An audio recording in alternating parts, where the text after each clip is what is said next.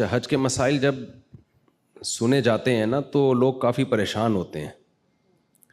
تو اس میں سب سے پہلے آپ نے گھبرانا نہیں ہے، کیونکہ ہمارے ساتھ ہیں. اب جیسے جیسے یہ کرتے ہیں ویسے ویسے کرتے رہیے گا. دیکھیے نبی صلی اللہ علیہ وسلم نے جب زندگی میں آپ صلی اللہ علیہ وسلم نے حج کیا تو اسلام میں وہ پہلا حج تھا جو اسلامی طریقے کے مطابق کیا گیا ہے.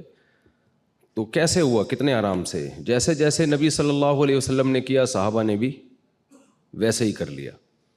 تو اس لیے لوگ کچھ، میں چہروں پہ دیکھ رہا ہوں لوگ کچھ پریشان سے ہو رہے ہیں، کیا کرنا پڑے گا، پتہ نہیں کس مشکل میں پھنس جائیں گے ہم. تو مفتی انعام صاحب کے ماشاءاللہ 19واں حج ہوگا آپ کا، 19واں یا 20واں حج ہوگا، تو وہ بہت ایکسپرٹ ہیں. حج کا فلسفہ کیا ہے 5-10 منٹ میں آپ کی خدمت میں پیش کروں گا. دیکھیں اللہ تعالیٰ نے ہمیں پیدا کیا نا، ہم ڈارون کی تھیوری کے قائل نہیں ہیں کہ ہم بندر سے بنے ہیں. اس پہ بہت سارے سوالات ہوتے ہیں. سائنس اس بارے میں مذہب کے خلاف نہیں ہے، کیونکہ کوئی یہ بات ثابت شدہ نہیں ہے کہ ایوالو ہو کے ہم وجود میں آئے ہیں. انسانی آنکھ، ناک، کان خود بخود کچھ بھی نہیں بن سکتا. میں اکثر بیانات میں ایک مثال دیتا ہوں. میرے سامنے یہاں گلاس رکھا ہوا ہو اور بیان کے دوران میرا ہاتھ اس گلاس پہ لگے اور گلاس گر کے ٹوٹ جائے تو آپ مجھ سے پوچھنے کا حق رکھتے ہیں کہ مفتی صاحب آپ نے گلاس کیوں توڑا. کیا خیال ہے؟ یہ حق رکھتے ہیں نا. میں کہہ سکتا ہوں کہ میں نے توڑا نہیں ہے بھائی، بیان کے دوران غلطی سے ہاتھ لگا اور وہ گلاس ٹوٹ گیا. آپ میری بات مان لیں گے، ٹھیک ہے بھائی، ہو جاتا ہے بعض دفعہ بیان کے دوران خطیب کو جوش آتا ہے اور وہ گلاس توڑ دیتا ہے. لیکن اگر یہ گلاس ٹوٹا ہوا تھا، میں نے اٹھا کے جوڑ دیا، سمت بانڈ لگا کے، ایلفی لگا کے، آپ مجھ سے سوال پوچھیں کہ مفتی صاحب آپ نے گلاس کیوں جوڑا، اب میں یہ کہہ سکتا ہوں کہ اتفاق سے جڑ گیا ہے. میرے ساتھ اگر آپ لوگ شریک ہوں گے نا، بس زیادہ ٹائم نہیں لوں گا میں، 10 منٹ میں بات کمپلیٹ کروں گا. اب آپ یہ کہہ سکتے ہیں، آپ یہ کہیں گے مفتی صاحب آپ نے گلاس کیوں جوڑا، میں کہہ سکتا ہوں میں نے جوڑا نہیں ہے، خود بخود جڑ گیا ہے، حسن اتفاق ہے، بائی چانس ایسا ہو گیا. یہ کہہ سکتا ہوں میں؟ یہ میں نہیں کہہ سکتا. اس سے ایک سادہ سا اصول ہمیں پتہ چلا، چیزیں بائی چانس ٹوٹتی ہیں، جڑتی. اب آپ جملہ ہی کمپلیٹ نہیں کر رہے، یہ فل ان دا بلینکس، یہ کیا جا رہی نہیں ہے کہنے میں، کیا کتنا ٹائم لگتا ہے. تو بھائی جڑتی نہیں ہے خود بخود. گلاس کا جڑنا اتنا پیچیدہ نہیں ہے جتنا انسان کا جڑنا. 2 آنکھیں ادھر کھوپڑی میں جا کے فٹ ہوئی ہیں سیدھا، 2 کان ادھر جا کے فٹ ہوئے، دل ہمارا سینے میں فٹ ہوا، پورا ہمارا جو مغز ہے وہ کھوپڑی کے اندر فٹ ہو گیا. اتنی پیچیدہ مشین، یہ جو ڈیجیٹل کیمرہ ہے یہ انسانی آنکھ کی کاپی ہے. کیا اس کیمرے کے بارے میں کوئی کہہ سکتا ہے ایوالو ہو کے یا آٹومیٹیکلی وجود میں آ گیا ہے؟ تو جو اوریجنل ہے وہ کیسے وجود میں آ گئی ہے آٹومیٹیکلی؟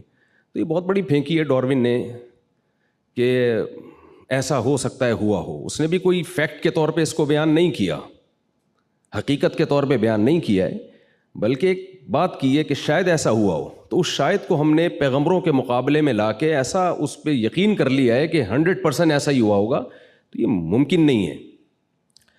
تو ہم خدا کے ماننے والوں میں حج وہی کرتا ہے جو خدا کے وجود پر یقین رکھتا ہے. جس کو خدا کے وجود کا یقین نہیں ہے تو وہ کیوں حج کرے گا بھائی؟ وہ اس کے لیے تو اللہ ہی نہیں ہے، تو پھر اللہ کا گھر کیا اور منی کیا اور عرفات کیا، یہ سب باتیں اس کے لیے بے معنی ہو جاتی ہیں.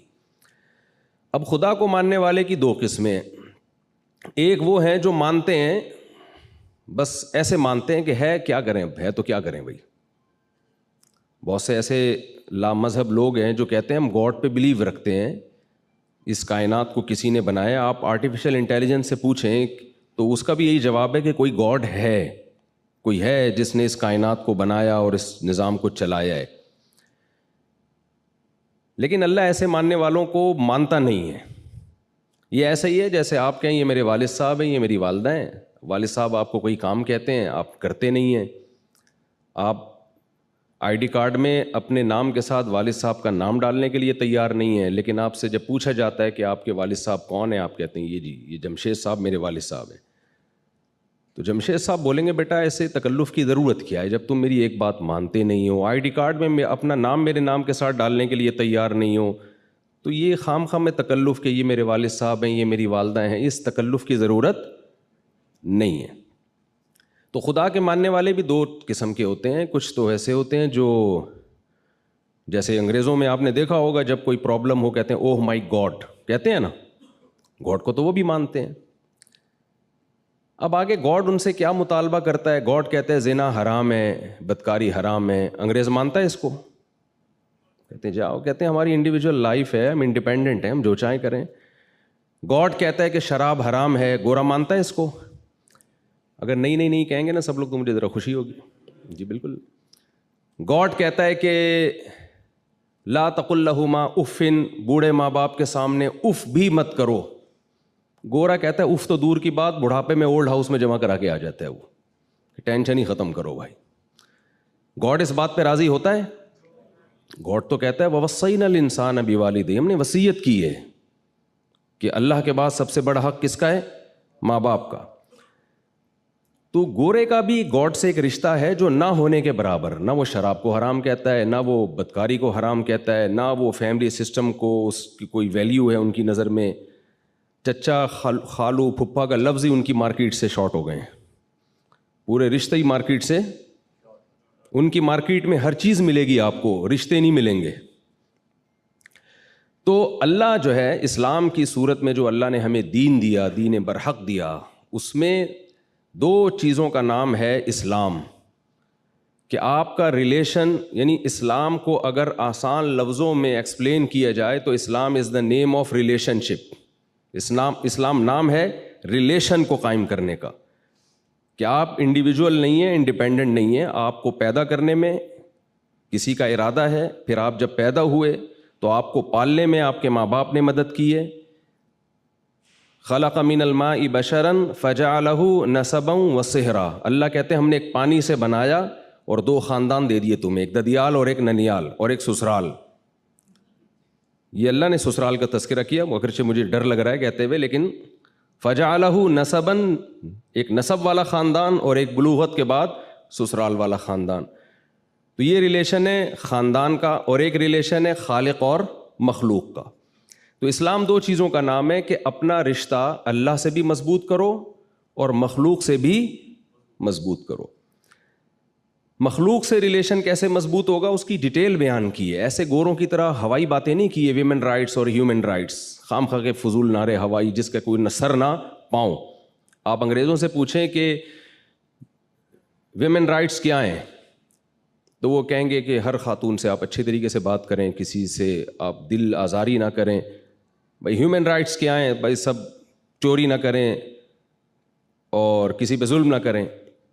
لیکن اگر آپ اسلام سے پوچھتے ہیں کہ خواتین کے حقوق کیا ہیں تو اسلام کہے گا کس خاتون کی بات کر رہے ہو.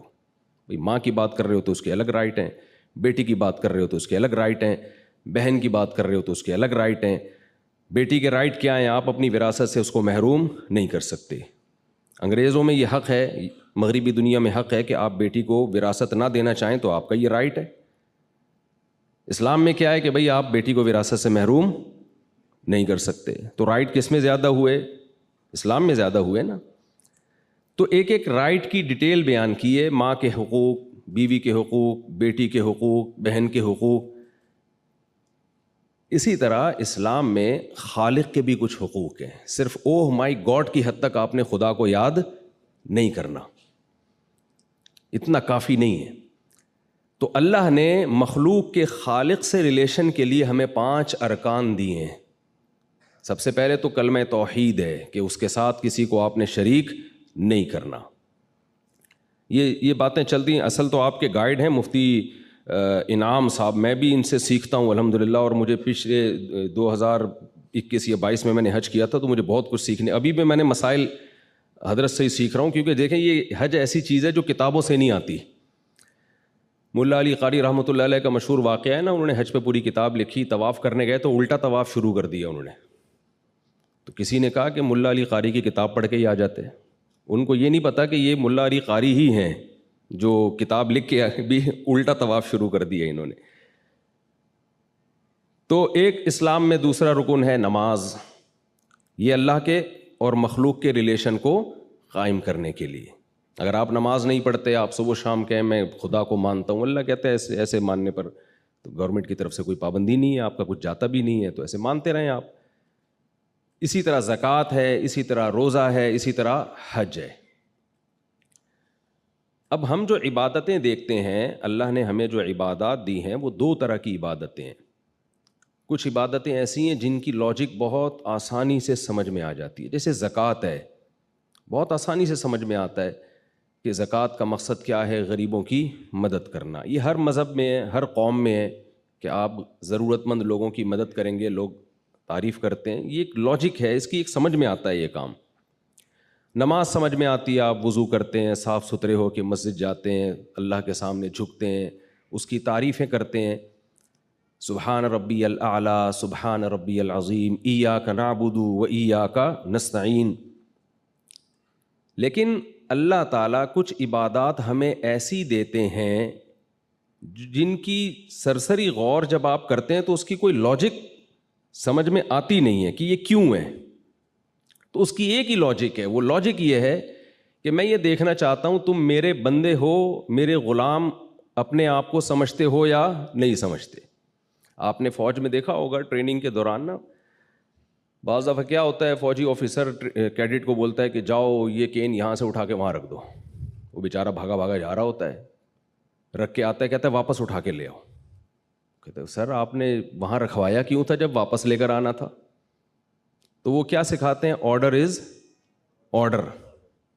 ان کو پتہ ہے جنگ میں اگر ضرورت پڑی نا کہ یہاں سے وہاں جاؤ، اور یہ مناظرہ کرنے لگ گیا کہ سر کیوں جاؤں، تو جنگ میں شکست ہو جائے گی۔ تو آفیسر کی اطاعت سکھائی جاتی ہے، کچھ ایسے کام کروائے جاتے ہیں بھائی تمہاری سمجھ میں آئے نہ آئے تم نے کرنے ہیں۔ تو حج بھی اسی ٹریننگ کا نام ہے۔ اللہ کہتے ہیں کہ میں جو کہہ رہا ہوں تم نے کرتے رہنا ہے، بس یہ نہیں پوچھنا کہ کیوں۔ یہی اس کی ایک لاجک ہے۔ دیکھیں اسلام میں لباس، گورے اس بات کا اعتراف کرتے ہیں کہ سلا ہوا لباس پہننا یہ مسلمانوں نے یہ دنیا میں پھیلایا ہے یہ، لیکن حج میں ہم سے سلا ہوا لباس چھین لیا جاتا ہے۔ مجھے آپ بتائیں اسلام میل کچیل کو پسند کرتا ہے یا صفائی کو؟ کبھی آپ نے سنا کہ جو جتنا گندا میلا ہوگا جنت میں اعلیٰ مقام پر ہوگا؟ یا مسجد میں جتنا میل، نبی صلی اللہ علیہ وسلم نے تو جو پیاز کھا کے، کچا پیاز کھائے نا، اس کو کہا ہے کہ لا یقربن مصلانا، مسجد آنا تو دور کی بات قریب بھی نہ پھٹکے، اتنی نفرت تھا۔ حالانکہ پیاز کی اسمیل کوئی بہت زیادہ نہیں ہوتی، پسینے میں آیا کرتے تھے صحابہ کرام۔ جمعے کی نماز میں آپ نے حکم دیا غسل کر کے آؤ، کراؤڈ ہوتا ہے تو سب نہا دھو کے آئیں گے۔ تو اسلام میں صفائی کی اہمیت ہے، لیکن حج میں نبی نے فرمایا جتنا میلا کچیلا پراگندہ بال والا ہوگا ایسا حاجی اللہ کو محبوب ہے۔ روٹین سے ہٹ کے کچھ کام کروائے جا رہے ہیں ہم سے۔ عام طور پر سر ڈھانکا جاتا ہے، لیکن حج میں آپ کو سر ڈھانپنے کی اجازت نہیں ہے۔ نبی صلی اللہ علیہ وسلم نے ساری زندگی بال رکھے ہیں، کہیں بھی آپ سے سر منڈوانا ثابت نہیں ہے، لیکن حج کے موقع پہ سر منڈوایا جاتا ہے۔ اب آپ حیران ہوتے ہیں کہ ہم گئے، اتنی ہم نے اسٹرگل کی، مینا گئے اور رمی کی اور اتنے تھک ہار کے ہمیں انعام کیا دیا جا رہا ہے، سر منڈا کے واپس آؤ۔ کبھی آپ نے کوئی ایسا مہمان دیکھا، میزبان دیکھا جو اکرام کے طور پر آپ نے اس کے لیے اتنی محنت کی، اسٹرگل کی، اور وہ آخر میں کہے کہ بھی آپ نے کیا کرنا ہے، سر منڈانا ہے؟ تو یہ اللاجیکل کام ہے۔ نمازیں ہمیشہ وقت پہ پڑھی ہیں، حج میں نمازوں کے ٹائم کو چینج کیا گیا کہ مغرب کو آپ نے عشاء کے ساتھ پڑھنا ہے۔ پھر صفا مروہ کی سعی آپ دیکھیں، نہ اس میں رکوع ہے نہ سجدہ ہے، اس پہاڑ پہ چڑھنا ہے اترنا ہے، اس پہاڑ پہ چڑھنا ہے اترنا ہے، اور بیچ میں دوڑنا ہے۔ کوئی لاجک بنتی ہے اس کی؟ بس اللہ کہہ رہے ہیں بھائی لاجک، جس کو لاجک چاہیے، جس کو، وہ گھر پہ ہی رہے۔ پھر وہ عجب گھڑی تھی کہ جس گھڑی لیا درس نسخہ عشق کا، کہ کتاب عقل کی طاق میں جو دھری تھی سو وہ دھری رہی۔ ایک شاعر کہتا ہے جب مجھے عشق ہوا تو عقل کی کتاب میں نے جس الماری میں رکھی تھی نا وہ وہیں کی وہیں رہ گئی۔ تو حج اصل میں دیوانگی کا ایک نام ہے۔ اللہ تعالیٰ کہتے ہیں اپنی پرسنالٹی کو اور اپنی عقل کو، جس کو میں پیار سے کھوپڑی کہتا ہوں، اس کو تھوڑی دیر کے لیے گھر میں رکھ کر آؤ، اور جیسے جیسے آرڈر دیا جا رہا ہے ویسے ویسے کرتے رہو۔ تو آپ حاجیوں کو دیکھیں، ایک عجیب دیوانگی ہوتی ہے یہاں سے منی جا رہے ہیں, منی سے پھر عرفات جا رہے ہیں, عرفات سے پھر یہاں آ رہے ہیں. بھائی جب واپس آنا تھا تو ادھر ہی ٹھہر جاتے, نہیں اب رات کو مزدلفہ گزارنا ہے آپ نے, پھر رمی.